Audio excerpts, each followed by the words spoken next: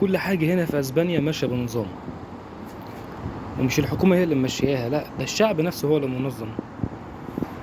يعني بتلاقي الناس يعني معدية في إشارة المرور ومفيش عربيات ويستنوا، او بتلاقي العربيات معدية ومفيش ناس تعدي قدامها وبرضه تستنى.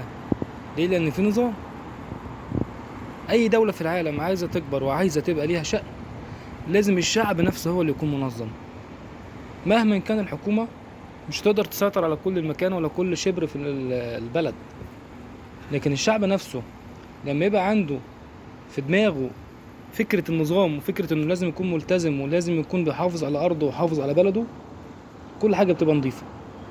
الارض هنا كلها نظيفة، الشوارع الجانبية، الشوارع الرئيسية، كل مكان نظيف. حتى الباسكتس بتاع الزبالة اللي في الشوارع نظيفة، ما فيهاش لان كل واحد بيحافظ على حاجته.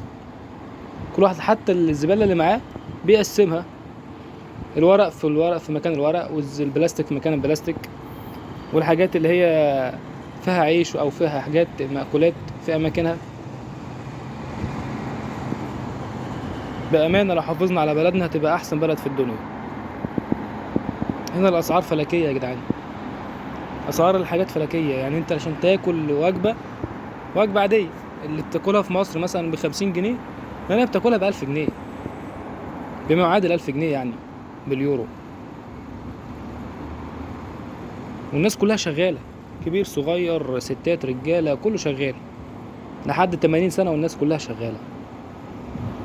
مفيش حد بقى بيقولك ده انا كبير في السن، لا لا لا، كله بيطلع يشتغل، كله بيسعى. بص كده العربيات واقفة، في ناس معدية؟ مفيش ناس معدية. طب ليه واقفة؟ احترام النظام. واحد جاي من اخر الدنيا هناك والعربيات كلها واقفة هنا. طيب لو في مصر كان كسروا الإشارة. حافظوا على بلدكم يا جدعان.